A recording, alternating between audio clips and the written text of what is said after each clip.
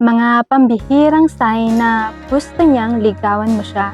May isang babae ba na parang laging nandyan? Pero hindi mo alam kung friendly lang ba siya sa'yo o talagang may gusto siya sa'yo. Paano kung may mga senyales siyang ipinapakita sa'yo na hindi mo napapansin? Una, siya ang gumagawa ng paraan para magpatuloy ang usapan. Kapag tapos na ang topic, may bago na naman siyang tanong o kwento. Ayaw niya agad matapos ang usapan niyo. Pinapansin niya ang maliliit mong pagbabago. Yan ang number 2. Bagong hairstyle, bagong damit, o simpleng pagbabago sa ugali mo. Kapag napapansin niya ang mga bagay na hindi napapansin ng iba, malaking sinyalis yan. Number 3, madalas niyang banggitin ang mga plano niya sa hinaharap.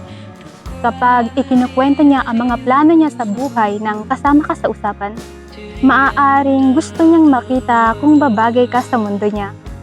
Humihingi siya ng opinyon mo sa mga personal na bagay. Hindi lang simpleng tanong. Gusto niyang malaman ang mga pananaw mo sa mga bagay na mahalaga para sa kanya. Pang-5, ipinapakilala ka niya sa mahalagang tao sa buhay niya.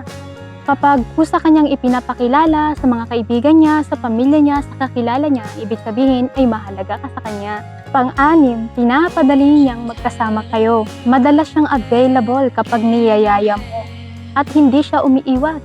Isa itong paraan para magkasama kayo. Huwag kalimutang mag-like, mag-share, mag-comment at mag-subscribe para lagi kang updated sa ating mga latest video. By the way, I just wanna share my adjustable ring and analog watch.